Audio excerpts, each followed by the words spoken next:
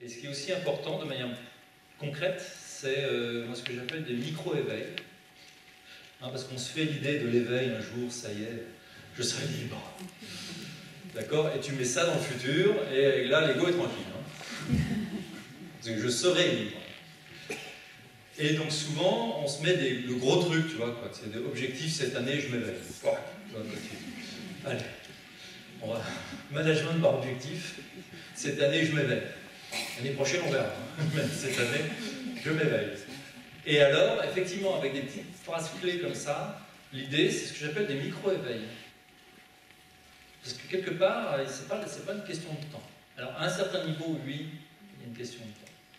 Le corps de souffrance peut mettre du temps un petit peu à se libérer, à fur et à mesure que tu le vois émerger, que tu l'acceptes, que tu le vois émerger, qu'il se libère. À un certain niveau, ça prend du temps. Mais accéder à cette dimension de nous-mêmes, vaste, ça ne prend aucun temps. Un petit rappel comme ça, et tac, ça y est, tu es désidentifié de ce qui se passe. Ce n'est pas important, je ne vais pas en faire une histoire. Mon ego ne va pas encore en profiter, l'infâme, pour se nourrir. Donc effectivement, des petits mots comme ça peuvent changer. Alors après, ce qu'il faut faire attention, c'est qu'il faut que ça reste frais. Donc à un moment donné, moi ce que j'ai remarqué, en mettant un petit truc comme ça, un petit post-it ici et tout, à un moment donné, tu le vois plus. C'est oui, bon bah ça, d'accord. Hein, ça a perdu sa fraîcheur. Donc il faut faire attention, à un moment donné, il faut, si on a une pratique, si on médite, si on fait des choses, il faut que ce soit frais. Sinon, l'instant comme ça, sinon l'instant devient un peu fermé comme ça, hein, c'est la forme qui reprend et tout ça. Et ça commence à puer dans mon instant présent, là, parce que je suis un peu enfermé dedans. Donc ouais, c'est super ça, ce n'est pas important, l'acceptation. Le troisième c'était s'observer. S'observer. Observer son ego. Observer son ego. Et là, le grand piège, en fait, hein, quand tu observes ton ego, c'est là, il peut repasser par la porte de derrière, hein, en disant « Oh putain, cet ego de con D'accord? Et qui c'est qui dit ça? L'ego. Et le jugement est un excellent moyen pour l'ego de revenir dans le truc. Parce que là, c'est de nouveau, il détourne la conscience. L'ego, il prend en otage la conscience en permanence. Identifie-toi. Et donc le jugement, c'est le mécanisme préféré de l'ego aussi pour se renouveler. Et on profite en disant « Ah, quel ego il a celui-là » D'autres remarques ou questions? La disponibilité. À l'instant, je suppose. Je pense que tout est dit. Disponibilité, ouverture. Disponibilité, effectivement, tu n'es plus pris dans le... être disponible à l'instant, c'est dire, ben voilà, il émerge ce qui doit émerger. Et alors après, toujours pareil, attention, l'ego, c'est un malin. Le risque, c'est après de se faire une identité là-dessus. Moi, je suis celui qui est disponible à l'instant. Et paf, c'est reparti. Mais oui, disponibilité, ça peut être une très belle ouverture.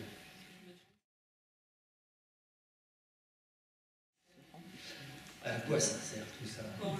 Qu'est-ce que diable suis-je venu faire dans cette galère? À quoi ça sert l'ego? Alors là, ça peut devenir un peu philosophique. Ce que Eckhart dit, quelque part, c'est l'ego sert à réaliser qu'on n'est pas lui.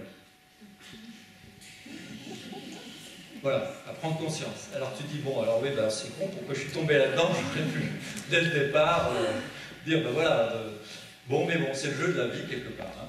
C'est-à-dire que tu arrives et tu perds, tu oublies. Hein, tu oublies, tu sais, c'est l'idée de l'ange qui, quand tu nais, le bébé c'est tout, et un ange qui arrive, et c'est pour ça qu'on a une petite fossette là. Hein.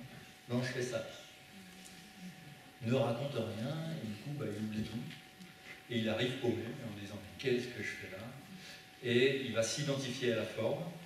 Et pourquoi tu t'identifies? C'est pour te désidentifier. Pourquoi ça? Eh bien, on comprendra un jour ou pas.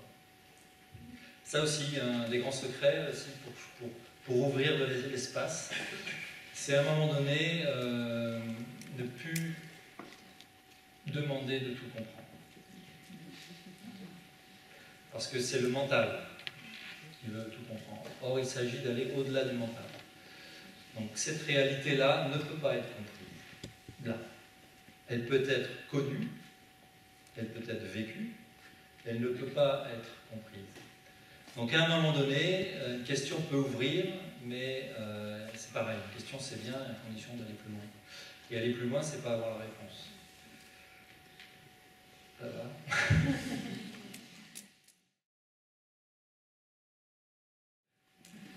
Donc le micro-éveil, c'est de dire l'éveil c'est maintenant. Donc c'est de casser l'idée que l'éveil, la réalisation, le bonheur c'est plus tard, c'est de dire c'est maintenant. Et donc par exemple d'appliquer des petites recettes, hein, c'est très concret, des petites recettes qui vont te permettre à un moment donné de réouvrir. Donc ça peut être ce que j'ai pu expliquer, à un moment donné quelqu'un parle et tu écoutes ce qu'il dit, mais il y a autre chose qui écoute. Tu écoutes entre les mots. Écoute le silence entre les mots, d'accord? Ou il y a un gros bruit, il y a un type qui joue du marteau-piqueur à côté. Est-ce que tu peux entendre le silence? Parce que sans silence, il n'y aurait pas beaucoup de marteau-piqueur. Pas facile, le marteau-piqueur. Alors, le marteau-piqueur, pas tout de suite. Ça, c'est le niveau 3.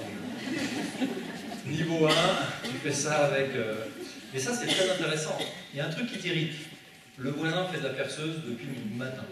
Parce qu'il lui prend, il doit perdre des trous partout chez lui. Est-ce que tu es capable de changer ta relation avec ça? Plutôt que de dire putain, mais qu'est-ce qui lui prend? Mais c'est pas possible, vivement qu'il y a une coupure de courant, tu pars dans des trucs, et tu dis bah, disponibilité, tiens, bon, acceptation. Et tu le dis pas comme un truc que tu t'enfonces. Là, tu dis et si, c'est juste une petite proposition, et si je changeais, je regardais les choses autrement. Voilà, ça peut être un micro-éveil. Dans la journée, on passe énormément de temps à attendre. Même les gens qui sont hyper occupés, ils se racontent souvent une histoire qui sont hyper occupés, mais en réalité, tu attends énormément. Tu vas aux toilettes, tu attends, tu es dans ta voiture, tu attends, tu es en réunion, tu attends, tu vas faire tes courses, tu attends. C'est plein. Et donc là, il y a plein d'espaces dans la journée où tu peux pratiquer le micro-éveil. Moi, je dis, par exemple, aux gens qui font des stages avec moi, c'est t'es à la caisse. À la caisse, et bah, super, c'est le moment de présence, c'est la méditation. La méditation de la caisse. Qu'a dit? Tu te détends. Parce que je suis bien. Voilà. Voilà, ok. Et puis tu es simplement présent à ce qui est. C'est la méditation de la caisse. Comment? Ah, quand tu arrives avec le... Là, c'est le niveau 2, tu vois, quoi. Là c'est acceptation. Là. Tu as réussi le premier niveau, tu passes au deuxième niveau. Parce que la vie va toujours te challenger. Je ne sais pas si vous avez remarqué. Tu as l'impression d'avoir compris un truc, d'avoir passé un truc, et tu l'as fait, hein, c'est vrai. Et tu dis, eh ben, dis donc, avant qu'il y ait le temps de réaliser, bon, il t'arrive encore un autre truc. Et ça, c'est intéressant aussi de se dire, pareil, petite phrase, la vie te donne toujours les défis que tu es capable de vivre à ce moment-là. Et il y en a qui paraissent énormes. Hein. Il y en a qui paraissent énormes. Mais ça, c'est pareil. C'est un petit moyen de se dire, et si je changeais simplement ma relation avec l'instant? Et si c'était un jeu vidéo? Et que, voilà, c'est le boss, ils appellent ça le boss. Hein. Je ne suis pas un expert de jeu vidéo, mais quand tu arrives à la fin d'un niveau, pour passer à un autre niveau, tu dois combattre un gros costaud, un truc comme ça. Et voilà, je suis capable de vivre ça. Et c'est pas la méthode Coué, hein, c'est pas... Je réussirai, tu rentres en lutte contre le truc. C'est, et si, au lieu de plaider, comme un ami dit, au lieu de plaider coupable, tu plaidais capable. Si tu étais à la hauteur de la situation, si tu es capable d'accepter.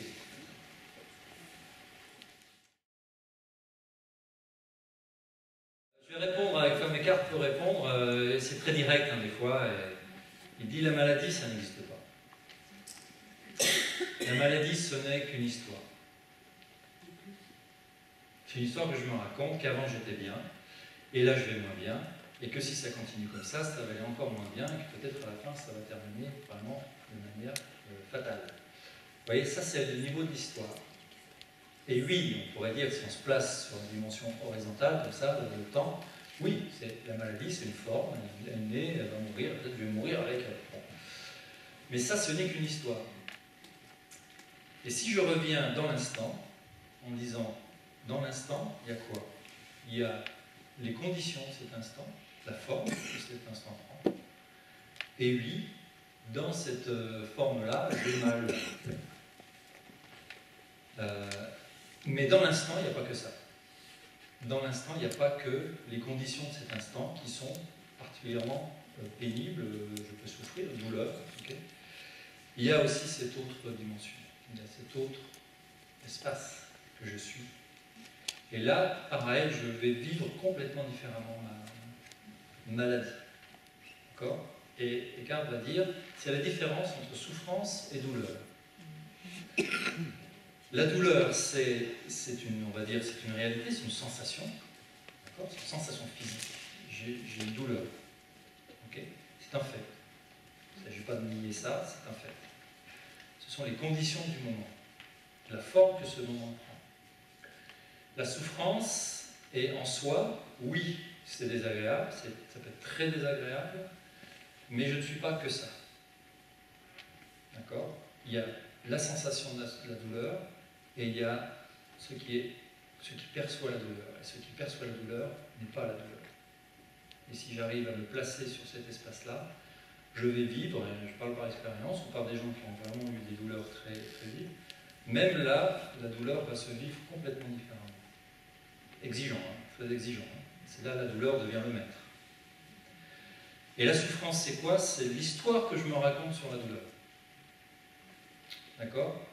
En disant, ça ne devrait pas exister, ça doit cesser, il faut que j'agisse. Alors, ça ne veut pas dire qu'on ne va pas agir pour calmer la douleur, hein, c'est pas ça. Une fois de plus, on parle d'acceptation intérieure. C'est ma relation avec ce qui se passe, hein, qui change.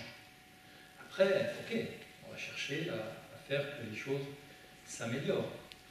Et d'ailleurs, elles risquent beaucoup plus de s'améliorer si je suis dans l'instant, parce que là, toutes mes ressources sont disponibles pour faire un choix, pour vivre ce qu'il y a là, tel quel, que si je suis barré dans une histoire et que je commence à paniquer ou à voir la vie, etc. Là, ça grille énormément d'énergie qui n'est plus disponible d'ailleurs pour guérir.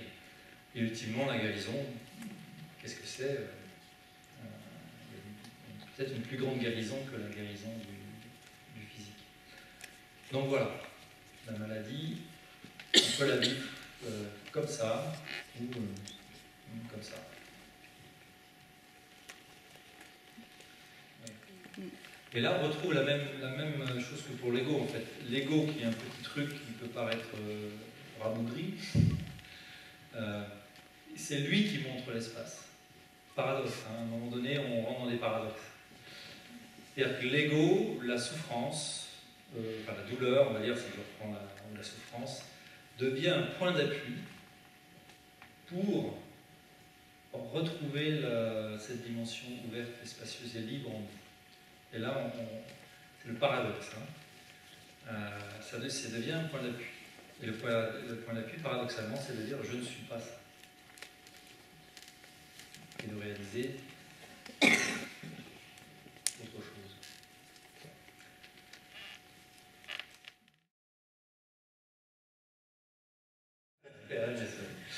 Oui, alors il le dit avec toujours avec beaucoup d'humour, il dit ma plus grande réalisation dans la vie, c'est que j'ai plus besoin de penser. Et ça, c'est une idée, c'est le cas de le dire, c'est une idée, vraiment, la pensée, on a l'impression que pour vivre, il faut penser. Mais en fait, ces moments-là où je suis simplement ouvert, j'écoute, où je vois l'espace entre nous, il y a une ouverture, je ne pense plus là. Et j'existe toujours.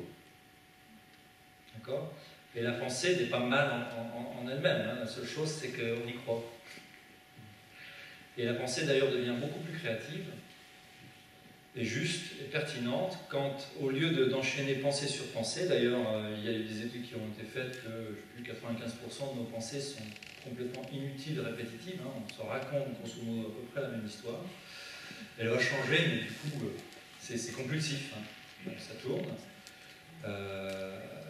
Voilà, et à partir du moment où il y a des micro-éveils, c'est-à-dire qu'à un moment donné, dans le flux des pensées, il y a des espaces qui s'ouvrent. Okay. Et l'humour, d'ailleurs, est un excellent ouvreur d'espace. À ce moment-là, quand une pensée arrive, elle peut être bien plus créative, bien plus productive, parce qu'elle est fraîche. Elle a été replongée dans la source, dans le tout possible, et donc elle va être beaucoup plus créative. Tous les artistes, tous les gens qui sont vraiment créatifs, à un moment donné, ils ouvrent comme ça, il y a des espaces qui s'ouvrent. La créativité, paradoxalement, vient de la non-pensée. Après, la pensée est là pour la mettre en œuvre. Hein, donc le mental est un outil très très pratique, mais il est au service. Hein, c'est parce qu'il a pris le dessus. C'est lui qui se croit le mettre à bord, il y a plein de métaphores là-dessus. C'est lui qui se croit le mettre à bord, et donc il utilise la conscience. Alors qu'en fait, c'est l'inverse. Le mental est au service de la conscience pour créer, pour découvrir ce monde extraordinaire, le monde de la matière, pour expérimenter, hein, pour voir la différence, pour s'émerveiller. Hein. Le mental est un outil d'émerveillement. Et donc, il s'agit simplement de rétablir la bonne hiérarchie, on va dire, à l'intérieur de nous.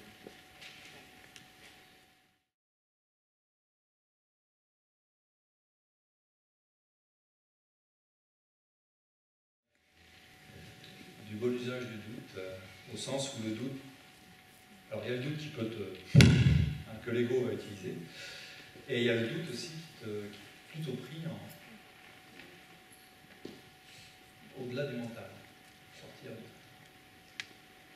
de... L'idée de l'ego, c'est plutôt un mouvement. L'ego, c'est je m'identifie à. Mais ce à quoi je m'identifie, en soi, n'est pas mauvais. Donc, distinction faite entre personnalité et ego. Personnalité, comme on disait au début, on arrive avec, j'appellerais ça le système d'exploitation, à la limite, j'arrive avec voilà, des goûts particuliers, une forme particulière, des tendances, voilà, je suis obligé, certains types d'énergie, certains talents, certaines limitations. Ça, c'est ma personnalité, on va dire, c'est la forme que j'ai, et il faut bien, dans ce monde-là, avoir une forme. Ça marche. Il faut bien avoir une forme. Et ça, il n'y a rien de contraire, ça fait partie de la... Évidemment, même si la forme et qu'on est nourri par l'espace, ça peut donner des choses assez très belles. Par contre, l'ego, c'est ce mouvement d'identification à la forme. Hein, c'est pour ça que j'appelle ça un programme, c'est parce que c'est actif, c'est un truc qui se renouvelle sans cesse. En permanence, il y a quelque chose en moi qui est attiré par la forme, qui se croit ça. Et donc l'ego, c'est plutôt un mouvement, je dirais, qui va utiliser beaucoup d'énergie vitale. Et ce mouvement, hein, c'est souvent cette image-là, à un moment donné, je vais simplement, entre guillemets, laisser tomber, rentrer en disponibilité, je vais arrêter ce mouvement. Donc il s'agit plutôt d'arrêter quelque chose, plutôt que de conquérir quelque chose, plutôt que de gagner, plutôt que de... Voilà, qui est de nouveau une vision égotique finalement, puisque ça remet les choses sous quelque chose qui doit s'améliorer, qui doit travailler, etc. Donc c'est une révolution en fait. C'est la révolution simplement de stopper ce mouvement, ce vent. Dans certaines traditions, on appelle ça le vent qui soulève en permanence les feuilles mortes. Donc il s'agit à un moment donné de réaliser que ce vent peut s'arrêter. Et d'inviter, c'est plutôt une invitation. C'est un truc en apparence passif, en fait c'est très actif au niveau de la conscience parce que ça nécessite beaucoup de présence. Mais c'est un truc plutôt à poser finalement. Et naturellement la joie, naturellement l'être émerge. Il n'y a rien à faire. En soi, il n'y a rien à faire.